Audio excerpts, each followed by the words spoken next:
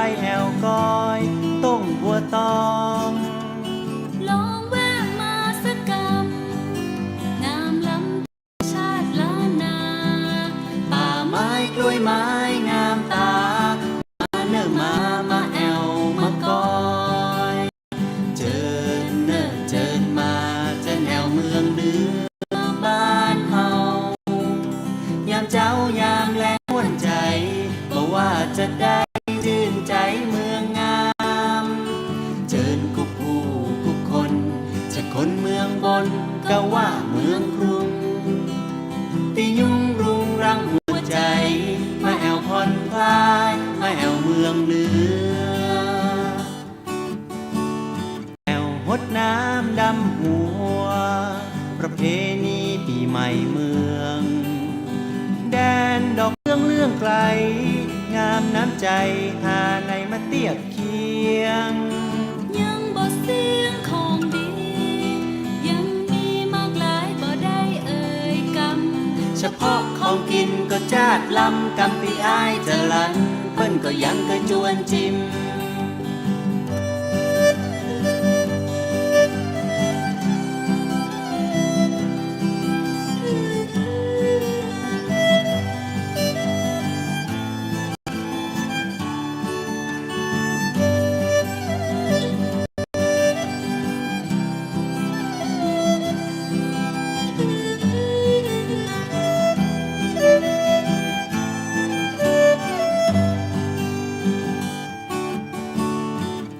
หดน้ำดำหัวประเพณีปีใหม่เมืองแดนดอกเรื่องไกลงามน้ำใจหาในมาเทียบเคียงยังบ่เสียงของดียังมีมากหลายบ่ได้เอ่ยกำเฉพาะของกินก็จาดลำกำปีอ้ายจะลันเพิ่นก็ยังเคยจวนจิมเจิญเนอเจิญมาเจิญแอวเมืองเหนือบ้านเฮายามเจ้ายามแรงม่วนใจก็ว่าจะได้ชื่นใจเมืองงามเจิญพวกผู้ทุกคนจะคนเมืองบนก็ว่าเมืองกรุงที่ยุ่งรุงรังหัวใจมาแอวผ่อนคลายมาแอวเมืองเหนือ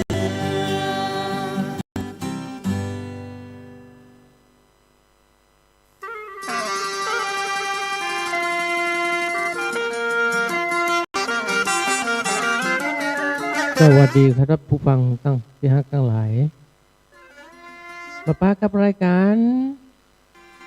บ้านเฮามันเน็ตcm77.com นะครับโดยผมกระท่อมน้อยดำเนินรายการเนอนะครับตั้งแต่บ่ายโมงจนถึงบ่ายสองนะครับวันศุกร์เสาร์อาทิตย์นะครับ FM 104.50 เมกะเฮิรตซ์วิทยุส่งเสริมพุทธศาสนาและวัฒนธรรมวัดไผ่หินนะครับแล้วก็ทาง Facebook ทางYouTube วัดไผ่หินตัวเนอร์นะครับแล้วก็ www.cm77.com นะ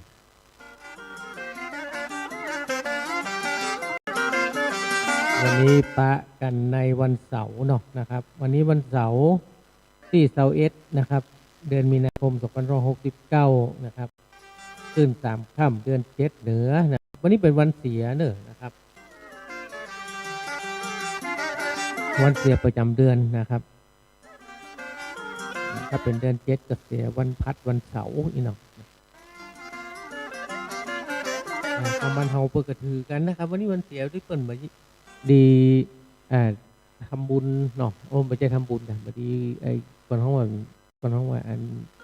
ทำการมงคลอีกเนาะ ก็เป็นกรรมคนห้องว่าการเจิดถือของคนสืบทอดกันมานะครับเป็นรุ่นเนาะเพราะว่าเมืองเหนือเฮานะครับล้านนาเฮาก็ยังรักษาหีดห้อยบ่เก่ากันไว้นักอยู่นะครับโดยเฉพาะรุ่นบ่กลางเก่ากลางใหม่ รุ่นเฮาเนี่ยเนาะนะครับก็พยายามจะสืบทอดให้กับรุ่นลูกรุ่นหลานไปแหมมันอยู่เหมือนนะครับเรื่องราวมูนี้เนาะศิลปะวัฒนธรรมพุทธศาสนานะครับก็มันเกี่ยวข้องกันนะครับ ช่วงนี้อากาศก็เริ่มร้อนเนาะนะครับร้อนมาตึงวันคนก็ยังบ่มีเตื้อนะครับคนฤดูร้อนบ้านเฮาก็ยังน้อยอยู่นะครับแต่ไปนักทางภาคกลางนะครับเป็นว่าอันนะ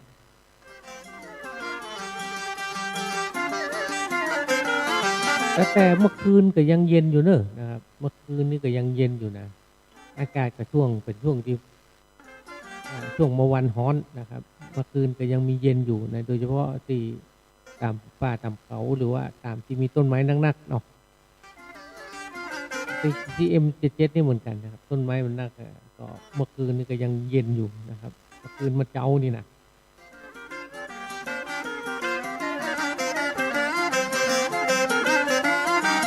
เริ่มต้นด้วยเพลงนะครับเพลงเจิญแอวเมืองเหนือนะครับก็เป็นเพลงที่ไอ้น้องปฏิญญาตั้งสกุลห้องไว้เนอะนะครับวันนี้เราก็จะเอาเพลงที่คำว่าแอวเมืองเหนือเพลงที่มีชื่อคำว่าแอวเมืองเหนือมีนักนะครับใน CM77 นี่เขาก็มาเปิดให้การฟังหมดเลย มีหลายเพลงเหมือนกันนะครับคำว่าแอวเมืองเหนือเนี่ยนะครับชื่อบางชื่อนึงก็เหมือนกันนะครับชื่อเหมือนกันเป๊ะนะครับแต่ว่าเนื้อหาบ่เหมือนกันเพราะว่าช่วงนี้ใกล้ปีใหม่เมืองละจวนกันมาแอวเมืองเหนือเนาะแต่ก็ว่านะครับช่วงภาวะสงครามภาวะน้ำมันแปลงตัวมูจะว่าใดตะประเด็นนี้น้ำมันดีเซลนะครับขาดตลาดมดเนาะกับพุตี้นะครับเบนซินยังพอมีพ่องต้องไปเขาก็ต้องอยู่ขึ้นได้ไปตามนั้นนะอย่าได้ตะเหมือนโลกมันเป็นอย่างเอี้ยนะครับก็พยายามที่จะเดินทางขึ้นมันน้อยลงเนาะนะครับก็มีผลกระทบกันหลากหลายที่เหมือนกันนะครับเพราะว่าเป็นการขนส่งเนาะเพราะว่าเป็นขนส่งที่ผักไม้ไส้เกลือที่เอามาขายนะครับเพราะว่าขนส่งรถขนส่งเกษตรกรนะครับรถขนผักขนผลไม้ต่างๆนี่ก็มีกระทบเหมือนกันทำให้ผลไม้เน่าเสียนะครับไปบ่ได้ไปส่งบ่ได้เนาะพอมาส่งมาได้พบผลกระทบก็คือผลไม้ผักไม้ไส้เกลือกับแป้งขึ้นมาแฮมมันมีผลกระทบหมดนะครับเรื่องน้ำมันนี่นะน้ำมันไฟฟ้าเนี่ยเนาะก็อย่างที่ว่าตะวานะครับเมื่อมันบ้านเมืองมันเจริญตามยุคตามสมัยนะครับสิ่งสำคัญที่มันบัดจำเป็นสมัยก่อนตะไดนะมันก็มาจำเป็นสมัยนี้เพราะว่าของทุกอย่างมันด้วยใช้น้ำมันกันนักเนาะเครื่องยนต์ก็นักขึ้นมาสมัยก่อนมีรถถีบมีรถสำล้อไปส่งของนะแล้วก็ส่งกันถ้าส่งไกลๆก็นั่งเอารถต่างรถไฟไปรถยนต์ไม่เคยมีสมัยเมื่อยุคสัก80 ปีที่แล้วมีเหมือนกันนะแต่ว่าส่วนใหญ่กับคนรวยเนาะมันมีน้ำมันกับมันจะแพงยุคตะก่อนนะคนส่วนใหญ่ก็จะขี่รถถีบปั่นสำล้อขี่ควายขี่แม้กันไปเนี่ยอันนั้นนำก็ตามยุคตามสมัยเนาะประเดี๋ยวมันต้องจำเป็นน้ำมันมันสำคัญนะครับรถเครื่องบ้านในประเทศไทยเรามีที่ร้านกันหมดเนาะแล้วก็เครื่องยนต์ต่างๆเนาะเครื่องสูบน้ำเนาะเครื่องสูบน้ำเครื่องตัดหญ้าเนาะตะปะอย่างพวกนี้ใช้น้ำมันหมดจำเดียวกับมีไฟฟ้าเข้ามาใช้มาห่วมพ่องนะครับของเครื่องมือการเกษตรเนาะใช้โซลาร์เซลล์นะครับคนที่ใช้โซลาร์เซลล์ก็ไม่ค่อยเดือดร้อนตาใดคนที่ใช้น้ำมันเดือดร้อนหน่อยต้นทุนโซลาร์เซลล์มันก็จะแพงหน่อยแพงมันต่างๆนะครับถ้าคนมันติดเนาะมันก็จะยังคือกาไฟมันก็ลดลงเสี่ยงน้ำมันกับเสี่ยงเหมือนกับปั๊มน้ำโซลาร์เซลล์นะครับสำหรับหมู่เกษตรกรเนี่ยนะส่วนใหญ่ประเดี๋ยวนี้ก็ถ้าคนที่มีโอกาสติดปกติกันนะแต่สำคัญเนี่ยรถไฟฟ้านี่มีมานักเกือนะครับรถไฟฟ้านะครับ ประเทศจีนนะครับประเทศจีนเนี่ยเปิ่นผลิตรถไฟฟ้ากันมานักนะครับโดยเฉพาะรถเครื่องเนี่ยรถเครื่องนี่ก็เป็นไฟฟ้าเกือบหมดละนะครับรถถีบรถเครื่องของเปิ่นทางประเทศจีนนะเปิ่นให้หูเนาะแถมน้อยน้ำมันก็ให้หมดเนี่ยก็เลยต้องพัฒนาเรื่องของรถไฟฟ้ากันนักนะครับรถยนต์เปิ่นก็นักเนี่ยรถไฟฟ้าเนี่ยทางเมืองจีนนะครับบ้านเฮาก็เริ่มมามีพ่องนะครับแต่ว่ามันไปบ่ได้ไกลอะชาติกรรมได้30 กิโล40 กิโลก็มอกตำซอกตำซอยเนาะขึ้นทะเบียนก็ยังบ่ได้เตื้อแต่เอามาขายเหมือนกันนะฮะเอามาขายในแพลตฟอร์มต่างๆของโซเชียลเน็ตเวิร์กเนาะนะครับทักทายกันหอมปากหอมคอเมินๆไหนมาติด1มา3วันก็อู้กันยาวเห็นหน่อย ลองฟังนะครับเพลงตีคำว่าแอวเมืองเหนือเนี่ยปะเลอะกี่เต๋อเนาะฟังเพลงนี่ดีกว่านะครับเพลงตีคำว่าแอวเมืองเหนือนะครับเป็นซอสติงเนอร์นะครับไปห้องไว้ยังหมดหูเตือนะครับเพราะว่าเปิ้นมาบอกไว้นะครับ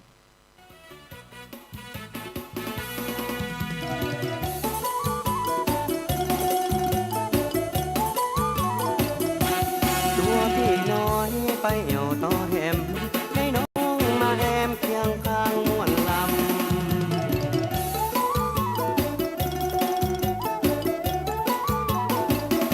ข้าแนมว่าตัวจะไปจมสามไปเอวหดน้ำคือมันชื่นใจปีใหม่แก้วมาหลอดมาใจจะพาน้องไปห้วยแก้วน้อง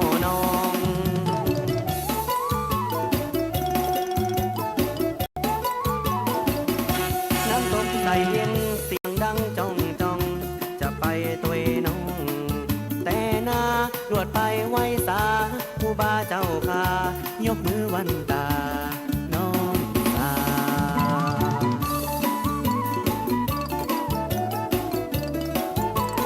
ตัวน้องนี้ยังบอกเคยหันเขาเล่าเรือนั้นม่วนงันบ่น้อย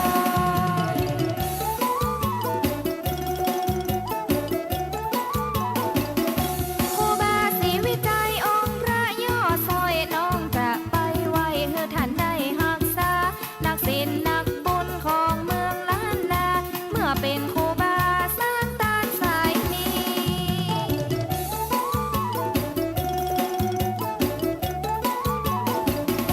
อนุสาวรีย์ท่านมีที่ดีน้องนี้ขอไว้กราบกรานยังมาใจบ้านสำลานชื่นสู่ครูบาแลดูลูกนา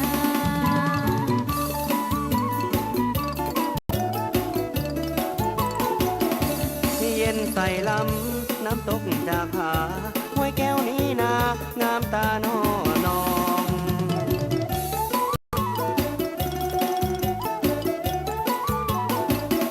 นั้นวังบัวบานตำนานเก่าทองบ่สมใจน้องมาโดดวังตายมีคนฮัก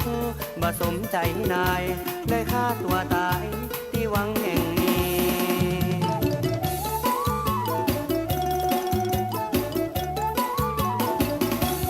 ขอฮักนายบ่ทำลายผลปีที่บอกมานี้ความจริงจะฮักแม่ยิงกูแน่ใจจริงบ่ขอลายิงแต่น้อง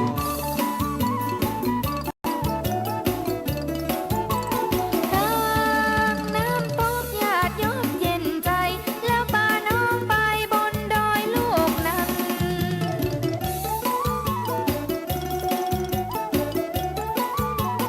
น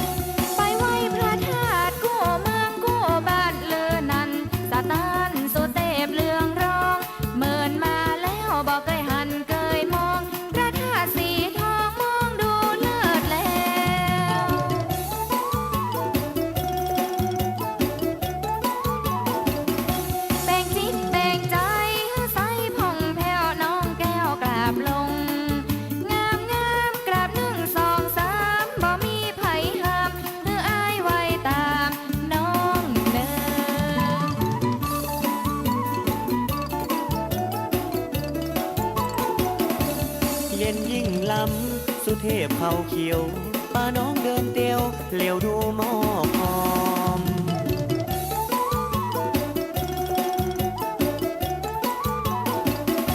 ผู้คนตั้งหลายหลังไหลมาตอมได้มาลุมล้อมน้อมมือไหว้สาไปเตอะน้องมันถึงเวลาเอวน้ำตกแม่สาบาดีกาน้องจัน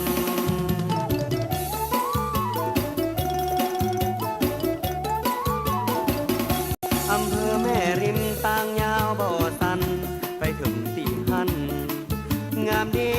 น้ำตกจากฟ้างามดีว่าอีจุ่มเย็นทีวี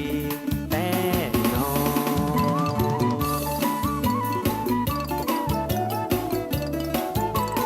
ตัวน้องนี้มาหันกับตาน้ำตกแม่สาธาราใหญ่กว้าง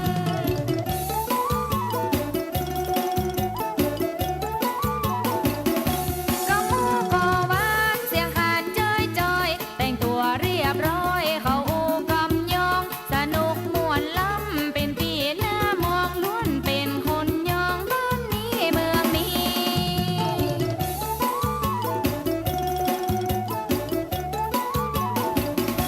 มีวัฒนธรรมดีงามว่าอีกเพราะมันมีหลายดีหลายตาบ่เฮือมนต์มางแต่กากู้ข้างบ่ถามตุ้มบางแต่เนิ่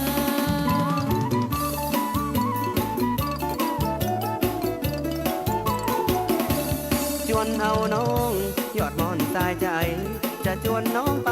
เอวตัวปีน้อย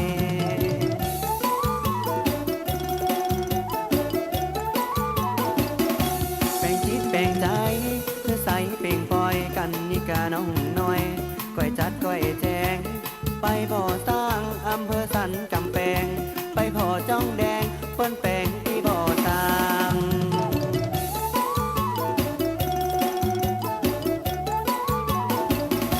บาใจกำลมมาผสมกำอ่างทำลุ่มบ่อสร้างลือชา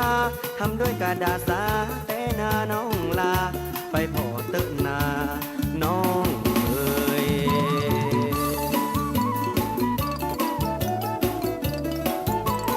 ตัวน้องนี้มาหันกับตามาเจือนอุรากันนิกาน้องนี้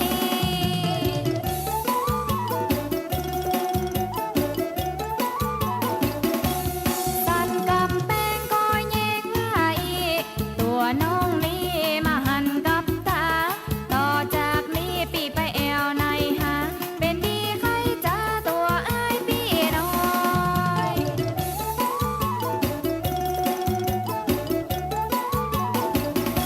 กันใจเป็นแหวนจะเอาสอดก้อยแอวตัวกู้ห้อย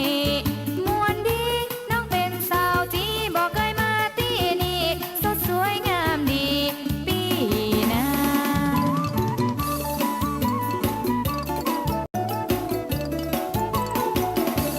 ไปเตอะน้องผู้ป้องตายใจ จะจวนน้องไปแอวเมืองลาปูน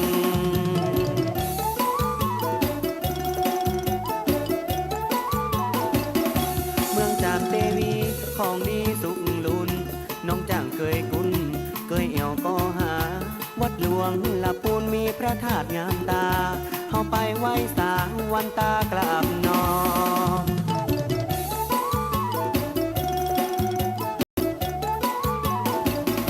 พอสิ่งศักดิ์สิทธิ์ติดตามห่มหอม มีหันพร่ำพร้อม โบราณเป็นสักเป็นสี งามดีอาจอ่านเป็นตีลือนานแต่นอ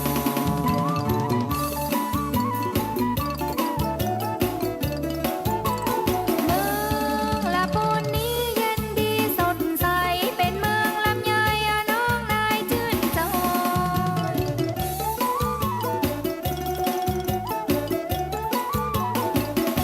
ก็มูก็หวานเสียงขานเจ้ยจอยแต่งตัวเรียบ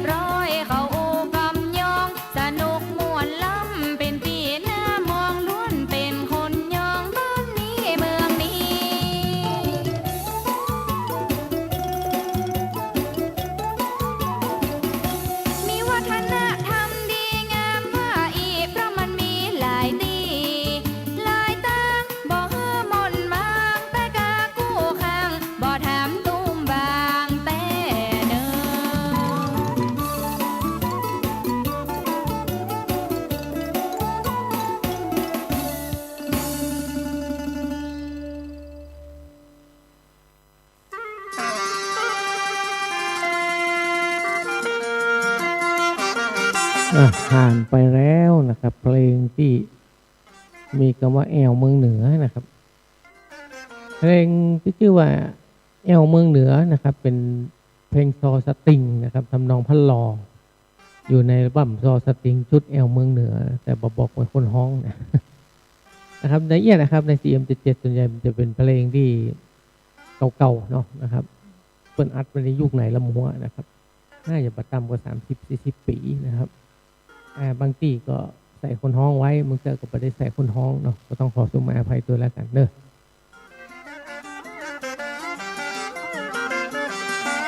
ก็นะครับบ้านเฮามีตีแอลบ้านเฮามันเน็ตเนาะนะครับคนจะมาแอลกันโละเมื่อเดี๋ยวนี้ถึงจะมีการยกเลิกเที่ยวบินไปพ่องเนาะนะครับก็ยังมีอยู่นะครับนักท่องเที่ยวที่อยู่ในบ้านเฮาก็ยังมีพ่องแต่ว่าถึงมันจะหดหายไปพ่อง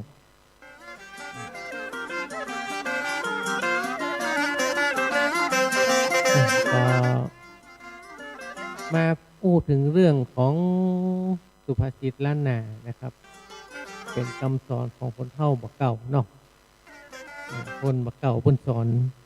คนรุ่นหลังไว้นะครับเป็นคำอุปมาเนาะคำสอนนะครับเป็นว่าคนรับลูกเจ้ากินพักยอดฝายคนรับลูกฝายกินพักยอดเก้านะครับนะคนตื่นเจ้านะครับกินได้กินพักฝายยอดนะคนตื่นสายได้กินพักส่วนโคนอันนี้คำแปลมันความหมายก็คือคนที่ตื่นเจ้านะครับเข้าไปเก็บผักก่อนจะต้องได้เด็ดยอดอ่อนๆเนาะนะครับคนตื่นสายไปเด็ดทีหลังก็คนเด็ดไปเห็นละนะครับเพราะเขาตื่นขวายหรอกเปรียบเทียบกันจะคือว่าคนขยันกระตือรือร้นจะได้รับโอกาสที่ดีกว่าคนขี้ค้านนะครับเชื่องช้าจะได้สิ่งที่เหลือจากคนอื่นก็อันนะครับอันนี้ก็เป็นคำสอนที่ดีเนาะนะครับสอนให้มีการกระตือรือร้นลุกกันเจ้าเนาะสมัยก่อนลูกแร่นะครับมาเดียวซ้ำให้กันเนี่ยเล่นเกมเล่นอินเทอร์เน็ตติดรับตี 1 ตี 2ลุกจะลุกกี่โมงเนาะลุกไปโรงเรียนนี้ต้องไปห้องตอนนั้นอันบัดลุกนะเพราะฉะนั้นเนี่ยครับเรื่องการสอนตอนรุ่นใหม่ๆนี่ผมจะเยอะว่าจะได้แล้วเนาะเพราะมันมีสิ่งอำนวยความสะดวกสิ่งรอบข้างที่มันเป็นอย่างที่มันเป็นทันสมัยโดยเฉพาะมือถือนะครับก็มีมาได้มาเรียนเนี่ยนะครับส่วนใหญ่ก็จะมีบางที่บางทางบางโรงเรียนอายุม.2 ม.3 ม.1 ม.2 ม.3 แข่งกันละคนนั้นใจยี่ห้อนั่นคนนี้ใจยี่ห้อนี่ก็ฮบป่อฮบแม่ซื้อมาก็เล่นเกมรับลูกขวายนั่นพ่อแม่ก็ตุ้ยใจไปคนสมัยก่อนมันอันเพิ่นรับลูกเป็นเจ้านะครับโดยเฉพาะเราอ่อนลูกหลานเนี่ยแหละครับลูกนี่จะลูกเพิ่นก็เปลี่ยนเวรกันหรอกแต่ก่อนเนี่ยเพิ่นลูกนึ่งเข้ากันไปล้างถ้วยไปลูกนึ่งเข้าแต่ก่อนผมมี2 คนพี่น้องเนี่ยจะได้ลูกเจ้าละผมได้ลูกฝ่ายเพราะว่าถ้าลูกเจ้าจะต้องได้นึ่งเข้าหรอกเพราะว่าเปลี่ยนเวรกันคนละวันนะครับผมอยากจะลูกเจ้ากันถึง2นะครับนึ่งเข้าเจ้าอันผมได้กินนะครับเนาะตอนเปิดกินข้าวนึ่งกันต้องมาเข้าเนาะมาเข้าแล้วก็ลูกเจ้า7 โมงก็6 โมง 7 โมงได้นึ่งเข้าละก็มันจะทุกข์กับพอดีเนาะเนี่ยกินเนี่ยว่ากันพ่อแม่ก็ไปกาดไปเยอะกินนั่นคนสมัยก่อนนะครับคนสมัยเดียวนี้มันไม่เคยมีแล้วนึ่งเข้าอย่างนี้นะเพราะว่ายิงในเบียงเนาะซื้อข้าวนึ่งไปกาดเนี่ยก็ลวดซื้อไปกิโลนั่นมีละนะครับมันมีน้อยนะครับมีก็มีน้อยแล้วก็ส่วนใหญ่ก็จะถ้าหุงข้าวเนี่ยประเด็นนี้เกิดเป็นข้าวหุงกันหุงข้าวมันก็เอาข้าวใส่หม้อหุงข้าวสักกำมันก็ละไปหั่นเนี่ยมันก็แล้วไปหั่นละทำให้เราขี้ค้านไปเหี้ยนะครับเชื่องช้าไปเหี้ยเนาะกำมูกกำจาที่เป็นคำสอนคำนี้ก็ต้องมาหู้จะว่าใดแต่ก่อนลูกเจ้าไปซักผ้าเนาะเดียวว่าคนเขาเครื่องซักผ้าล่มเราอ่อนอยู่หอมเดียวนี้ก็ เครื่องซักผ้าที่มันหยอดเหรียญแวดหน้าแวดหลังหยอดเหรียญแล้วอบพื้นเรียบร้อยมันต้องตากนะครับเดี๋ยวสิ่งอำนวยความสะดวกมันมาพร้อมหมดพร้อมมาในเมื่อสิ่งความอำนวยความสะดวกมามันก็พร้อมสตังค์นะครับสตังค์ก็ต้องเสี่ยงหยอดเหรียญก็เสี่ยงออกนะครับมันต้องเสี่ยงนี่แหละครับนั่นก็คือการหิการหาสตังค์เหมาะเนาะนักแก่เนอะนะครับเพราะว่ามันคนรุ่นใหม่คนสมัยนี้มันต้องอดทนขนาดเอาเป็นละอ่อนในยุคสมัยก่อนผมเป็นละอ่อนเนี่ยปี2510ปลายเนี่ยนะครับมันจะมีอย่างว่ามันแต่เขาก็ลูกเจ้านะครับมันจะลูกฝ่ายนะเพราะว่ามันต้องลูกตัวแม่ตัวป่อเนาะอันเดียวอันนะลูกวายนะครับคำว่าคนรับลูกเจ้ากินผักยอดไปคนรับลูกวายกินผักยอดเจ้านี่จะใจบอกให้ได้ละเพราะว่าพ่อกับแม่มันถ้ารุ่นกลางๆรุ่นอายุ30 ปี30ปลายนี่ก็เริ่มบอกใกล้อันนี้ละพอมีลูกก็เริ่มใครสอนลูกละถ้าเรารุ่นใหม่มาเดี๋ยวนี้มันเริ่มสัก30ปลายนี่ก็ถือว่ารุ่นใหม่หรอกแต่ต้องพุ่น40ขึ้นบน40ปลายพุ่นจะหูนะจะเป็นคนหูรุ่นเก่าๆมาป้องเนาะเรื่องหนึ่งแหมเรื่องว่าคำสอนแหมคำสุขประสิทธิ์ล้านนาเป็นว่าข้อมือเป็นลายหงายมือเป็นดอกนะครับก็คำแปลมือข้อมือเป็นลายหงายมือเป็นดอกนะคำไทยเป็นความหมายมันก็คือคนที่มีความชำนาญเนี่ยอย่างมันก็เป็นผลนะครับคนสมัยก่อนเป็นเนี่ยอย่างเป็นเนี่ยแต่นะครับเดี๋ยวนี้มันแยะไปตินไปมือเนาะมาแยะแท้นะครับเพราะฉะนั้นเนี่ยก็แยะบะเลาะเพาะแพะ บางคนใจหู้นะครับภาษากำเนียงบะเลาะเพาะแพะนี่มันแปลว่าอะไร มันเป็นคำที่มันคล้ายๆกันแล้วเนาะบะเลาะเพาะแพะเนี่ยคือคนเนี่ยอย่างบะแต้นะครับเนี่ยอย่างบะทำให้เกิดความชำนาญความชำนาญความเคยมือเนาะมันทำนานแล้วมันก็จะได้เป็นผลได้ง่ายนะคนสมัยก่อนเป็นสอนเนาะก็เมืองแต่ก่อนมันก็หายไปนักเหมือนกันนะเนาะรู้ถึงว่านะถ้าฟังที่ผมนี่จะมีกำเมืองเก่าๆขึ้นมาพ่องอ่อนประเดี๋ยวผมใครหูละนะครับกำเมืองรุ่นเก่าๆนะครับบอกละอ่อนน้องไปปิดป่องกันมั้ยมันนี่ว่าป่องคืออย่างเนี่ยมันจะหูหรอป่องบางคนกับหูเราอายุ30ปลายเนี่ยเรียนนี่มันจะหูป่องนี่ก็คือหน้าต่างสมัยก่อนบนห้องอันก่อนผมอยู่ตั้งละปูนบนห้องป่องดินสอนี่แต่ก่อนเป็นห้องปิดเนี่ยเอาปิดมาล่อเนี่ยมันจะหูหรอปิดเดี๋ยวมีละครับกรรมมูลนี่หายไปหมดละเนี่ยปิดนี่นะป่องก็เป็นหน้าต่างเนาะปิดก็เป็นดินสอโอ้ลายกรรมกับที่หายไปเนาะแต่ถึงว่าถ้าลองไป12 ปันนานะครับผมไป12 ปันนาหลักเงาเขาอยู่ทางปุ่นนะ12 ปันนาไปเมืองยองโมเน้นกำกำจ่าเก่าๆยังมีอยู่เนอะนะครับกำเก่าๆที่บ้านเฮาใครมีนะ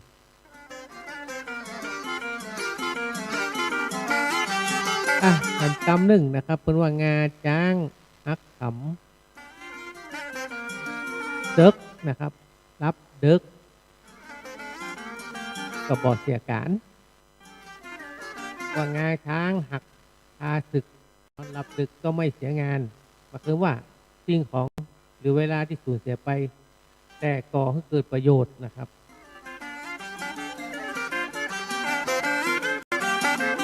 มันงาจ้างนะครับหักคำก็คืองาจ้างไปตั้งแต่ข้าศึกก็ตายไปแล้วนะครับ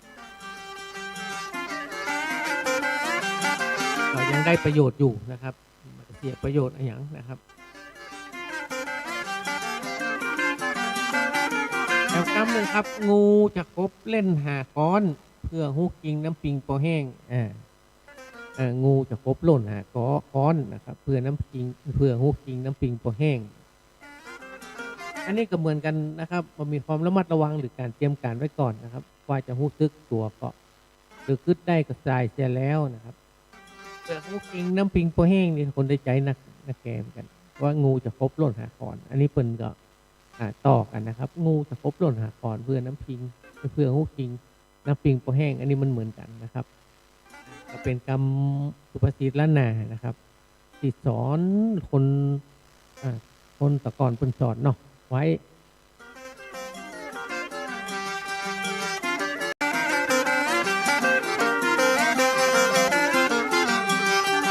แหมตามหนึ่งนะครับจะหามก็อายจะสปายก่อนนักนะครับก็คือคนที่มาเอาการเอางานอย่างแต่อย่างงานอะไรอย่างก็มาแยะนะครับงานนักมาเอาเบาบ่สู้นะครับงานก็อายจะสปายก่อนนักนั่นนะครับบางคนที่เพิ่นเอาสู้กูงานหรอกนะครับอันนี้เป็นการสอนกันว่าสู้กูงานเน้องานอย่างกระจ่างเตอะเนี่ยโมดเพราะว่างานแบกน้ำงานอย่างถ้าเขามีการมีงานเราก็ได้สตังค์เนาะเดี๋ยวนี้อย่างเป็นสตังค์โมดนะครับถ้าเรามาเลือกงานนะคนเก็บกดไปขายเก็บของเก่าขายก็โอ้คนหล่ำคนรวยกันอย่างก็เพราะว่าเนี่ยของเก่ามีใครเก็บนะกระดาษพักกระดาษเล็กลาอย่างพวกเนี้ยนะครับตีมันตกเนี่ยอย่างเอาเก็บไปขายเป็นได้สตังค์เป็นเงินเป็นทองหมดนะครับบางคนเป็นแถวมหาเศรษฐีผู้รับซื้อของเก่าเนาะบอกว่าเป็นเศษไอ้เครื่องไอ้เก่ามือถือเก่าอย่างนั้นเขาลอมเป็นเงินเป็นคำนะได้ทองคำบริสุทธิ์เลยนะพูดถึงว่าถ้าคนเนี่ยจ้างเนาะคนของเก่าพวกเนี้ยนะครับมีราคาโมดนะครับเขามาเลือกการเลือกงานมันถึงได้สตังค์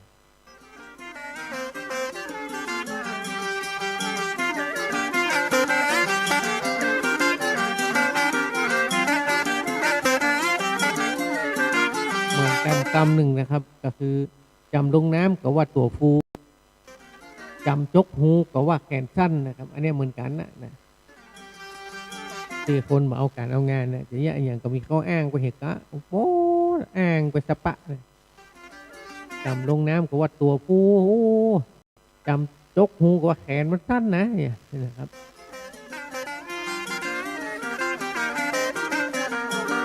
อันนี้ก็เป็นการเปรียบเทียบเปรียบเปรยนะของคนสมัยเก่านะครับ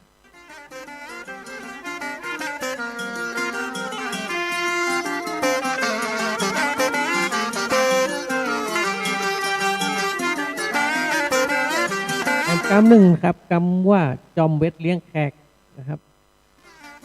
แบกดับไม้เสี่ยงเหือนนะครับจอมเวทเลี้ยงแขกแบกดับไม้เสี่ยงเหือนความหมายก็คือเป็นการกระทำที่เร่งรีบนะครับเฉพาะหน้าบักคำนึงถึงความเป็นไปได้ทำให้เสียเวลาเปล่านะครับยังเหมือนกับแขกมาละเนี่ยนะเขาโอ้เดี๋ยวก่อนเขาจะเอาอย่างมาเลี้ยงบนไหนก็ไปจอมเบ็ดก่อนนะครับเมื่อใดมันจะได้กินเนาะนะครับเหมือนกันนะครับเช่นเดียวกันกับแบกหน้าไม้นะไปซุ่มพอตัดก็จะได้หัวนะเพราะฉะนั้นเนี่ยคือประวัติจนเจนเนาะเนี่ยอย่างนี้มันจนเจนเกินไปเนี่ยมันบดีนะครับต้นเจนนี่ก็กำเมืองเห็นไหมเนาะต้นเจนนี่คือกระทันหันเนาะกระทันหันเกินไปนะครับมันต้องเตรียมการล่วงหน้าไว้เมินถ้าหูว่าเขาจะอย่างมีการมีงานเนาะเตรียมการไว้นะครับอันนี้ก็พึกกระสอนเหมือนกันว่าเนี่ยอย่างจำจดคำไทยว่าจวนเจียนเลยกันจวนเจียนจะทำให้งานออกมาก็บดีนะครับหรือว่าอาจจะบได้เลยนะ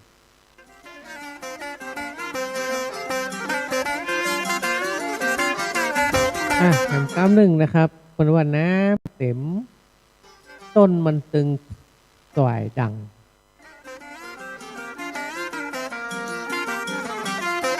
กับคำแปลมันก็คือน้ำมาเต็มคนโทนะครับหรือว่าน้ำต้นเนี่ยน้ำมาเต็มน้ำต้นเขย่ามันจะมีเสียงดังนะครับ น้ำบ่เต็มน้ำต้นน้ำบ่เต็มต้นน้ำบ่เต็มน้ำต้นมันตึงสายดังนะครับน้ำต้นที่มีน้ำบ่เต็มเนี่ยครับเวลาเขย่ามันจะมีเสียงเนาะถ้าน้ำเต็มคนเขย่ามันจะมันมีเสียง เป็นการเปรียบเทียบว่าคนมีความรู้บ่มากนักมักจะอู้นักนะครับคนที่มีความรู้เพิ่นจะค่อยอู้นะครับอันนี้เพิ่นก็เปรียบเทียบเนึงนะครับคนโอ้บ่นักเนี่ยอวดหูนะอู้นักนะอวดเหมือนจะหูไปหมดแต่คนเพิ่นหูเหมือนน้ำต้นเนี่ยมันน้ำในต้นเนี่ยมันเต็มน้ำเพิ่นจะมาอู้เขย่ามันก็ตึงดังนะครับอันนี้เพิ่นก็อู้ถึงเรื่องของการอู้นักการมาอู้นักเนาะคนเฮาเก็บคำอู้ไว้บางเทื่อเนี่ยหูจำเป็นบางเทื่อก็จำเป็นต้องมาอู้นักเกินเนาะ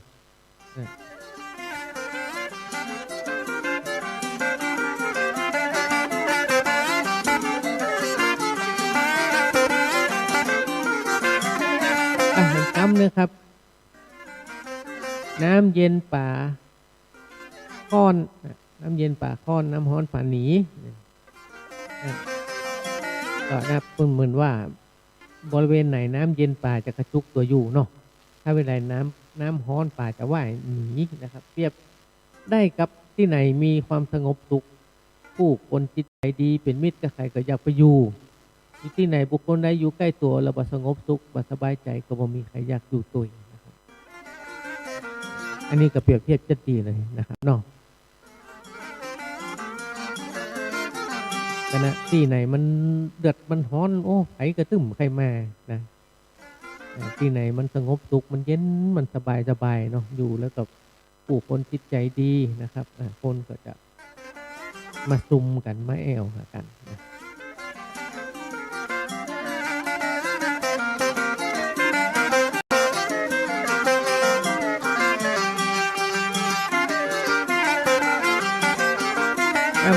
แฮมอันหนึ่งนะครับ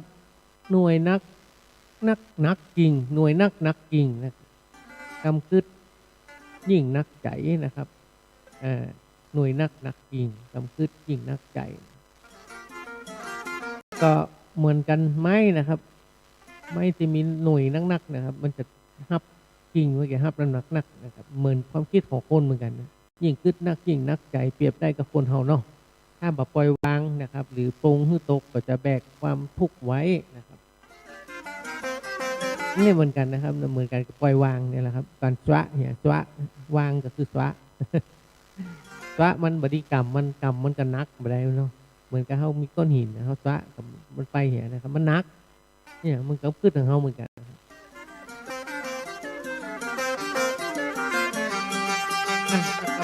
วันนี้ก็นักแกเหมือนกันเนาะในเรื่องของสุภาษิตล้านนาเอามาอู้ให้กันฟังเนาะมาฟังเพลงกันก่อนแล้วกันเพลงที่มีคำว่าแอวเมืองเหนือเนาะครับก็เก๋านะครับเพลงว่าแอวเมืองเหนือไม่ใช่พวกเก่ากับเพลงของน้องเบนตั้งฝ่ายไว้น้องเบนปนัดดาปฏิชาชยาการในการชุดฝันให้ไกลไปให้ถึงนะครับร้องเพลงชื่อว่าเจิญแอวเมืองเหนือนะครับเพลงครับพรนิฮัทละอองศรีเนาะอันนี้ก็เป็นเพลงที่ชื่อว่า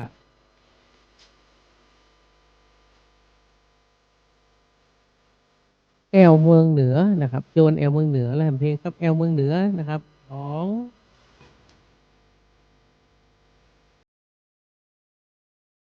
อรพินพานทองนะครับจะมุ่นใจเหลือเมืองน้ำธรรมชาติบ้านป่ามุ่นใจเต้นนายามใดมาหันเมืองน่านตะปูนเชียงใหม่แม่ฮ่องสอนเฉยไลเมืองตากในฝันประเพณีทุกปีวันงานประเพณีทุกปีวันงานเขากันฟังแต่ทำกำปอง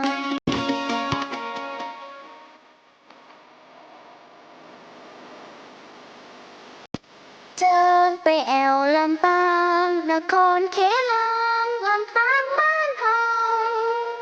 วีรเตดีเก่าเป็นวัด ป่าเก่าของหมู่เฮามาก่อน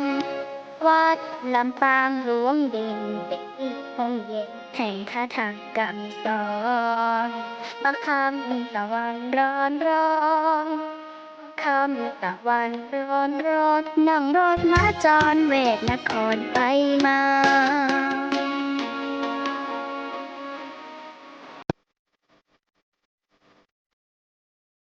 ดินแดงเมืองแผ่นนาได้ไปสักการะทราบซึ้งตั้งใจน้ำล้างป่าดอนคงไพรธรรมชาติป่าไม้ม่วนใจแต่ว่าพระธาตุเจ้าแห่ตี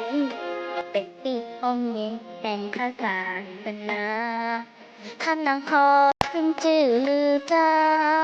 ท่านนางคอยขึ้นชื่อลือจาวัดพระธาตุที่นาเป็นที่พักผ่อนทางใจ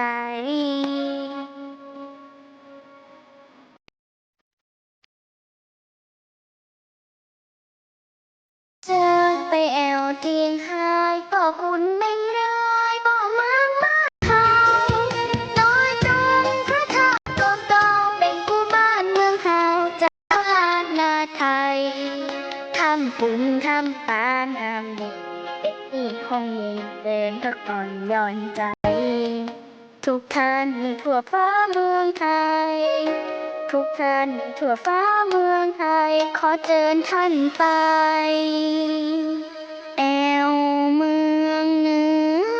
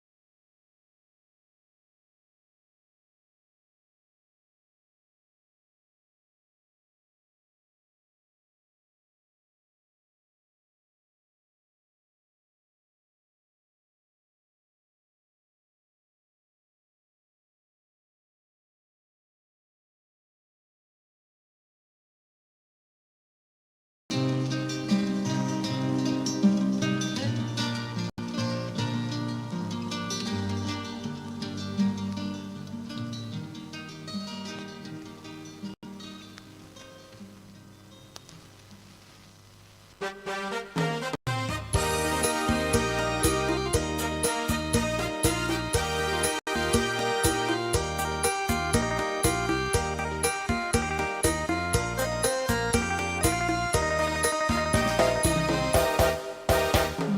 เฮาหมู่เฮาเจ้าเนื้อสร้างสุขใจเหลือเมืองเหนือบ้านเฮาอุดมสมบูรณ์บ่มีภัยเต่าวัตถุโบราณสถานเมืองเก่าเมืองเหนือบ้านเฮามวนอกมวนใจล้ำเลิศวัฒนธรรมสนุกม่วนงันเมื่อท่านได้ไปแม่ห้องสอนลำพูนลำปางเจียงใหม่พะเยาเจียงไฮ้เมืองแปรเมืองน่านสุขใจเมืองสิวิไลม่วนใจแต่หมู่เฮา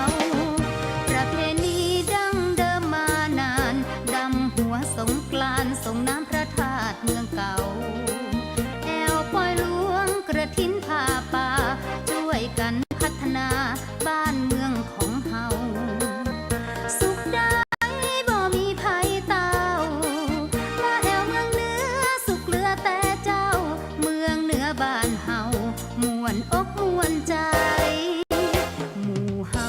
หมู่เฮาเจ้าเนื้อน้ำใจเหลือเฟือช่วยเหลือกันไปจะอยู่อีสานภาคกลางหรือใต้จวนแอวเมืองเหนือสุขเหลือตีใดหมู่เฮามีน้ำใจใครได้ไปแล้วบ่ลืม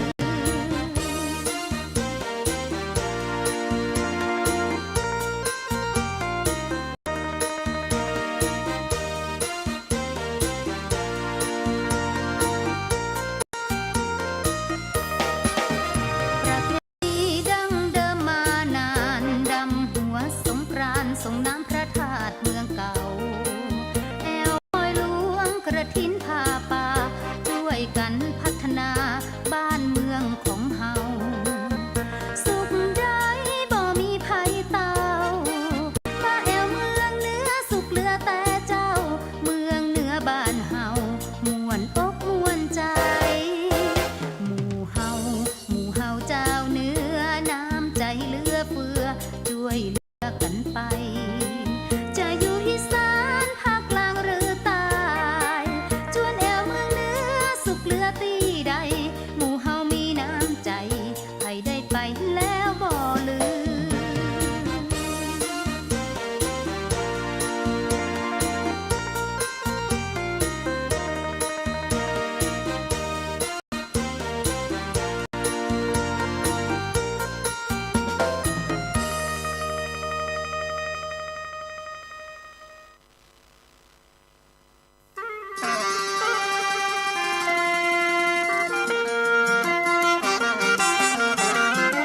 นะครับผ่านไปเรียบร้อย3ผลงานเพลงที่จะมีคำว่าแอวเมืองเหนือนะครับก็นะโจนกับไม่แอวเมืองเหนือกันนักๆนะครับบ้านเฮาเนาะนะครับ8จังหวัดภาคเหนือก็คือล้านนาเฮานะเดี๋ยวพอเวลาแล้วเหลือ7 นาทีนะครับก็ขอสุมาภัยตัวแล้วกันนะครับตะกี้ช่วงกลางๆเนี่ยอู้นักไปหน่อยเพราะว่าอู้ถึงเรื่องสุภาษิตล้านนาเนาะ เอาละครับผมจะส่งท้ายด้วยเพลงของพวกเก๋านะครับแอวเมืองเหนือแล้วก็แอมเพลงครับเพลงของวิทูลใจพรมนะครับแอวเมืองเหนือเหมือนกันเนาะพวกเก๋ากับไอ้วิทูลนะครับส่งผลงานเพลงแล้วก็คงล่ำลากันไปก่อนเนาะปะกันไม่นะครับวันพุธนะครับตั้งแต่เวลาบ่ายโมงจนถึงบ่าย2 โมงนะครับของวันศุกร์เสาร์อาทิตย์เนอะนะครับก็รายการบ้านเฮามันเน็ตกับ cn77.com นะครับ FM 104.50 เมกะเฮิรตซ์วิทยุส่งเสริมพุทธศาสนาและวัฒนธรรมนะครับวัดไฟหินเนาะ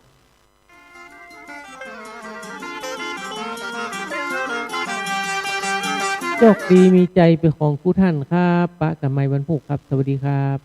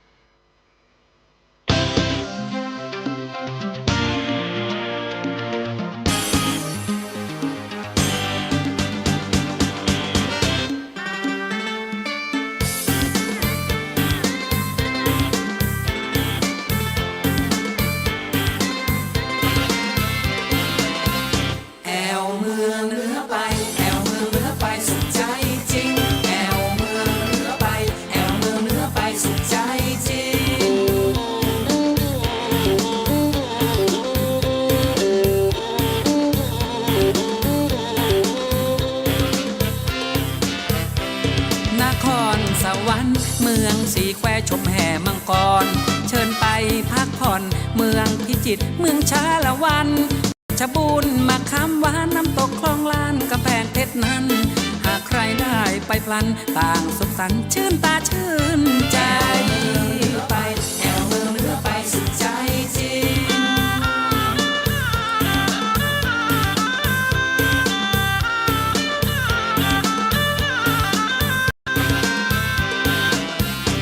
ธรรมชาติน่ายนเขื่อนภูมิพลสามเงาเมืองตากจำใจต้องลาจากไปสุโขทัยไหว้พ่อคุณรามพิษโลกงามหนักหนาเป็นบุญตาพระพุทธรูปงามกลางศาสตร์บ้านชวนตามอุตรดิตถ์เมืองนามพระยาพิชัยไปแอวเมืองเหนือไปสุดใจจริง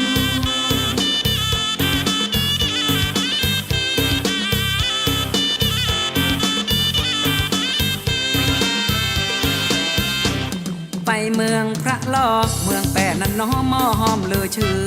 แห่งเรือเรื่องลือเมืองนานนั้นคือเมืองงาช้างดำพระเยาพระเจ้าต้นหลวงไปบวงสรวงท่านพ่อคุณงาม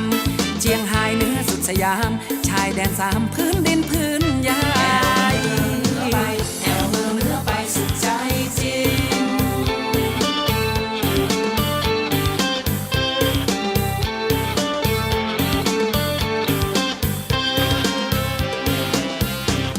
ลำปางเมืองรถม้าลำปูนันกาเมืองบะลำไยบัวตองกองหมู่ใหญ่แม่ห้องซ่อนไซป่าไม้งามตา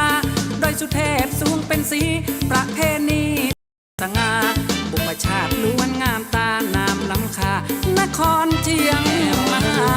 ไปแอวเมืองเหนือไปสุดใจจริงแอวเมืองเหนือไปแอวเมืองเหนือไปสุดใจจริง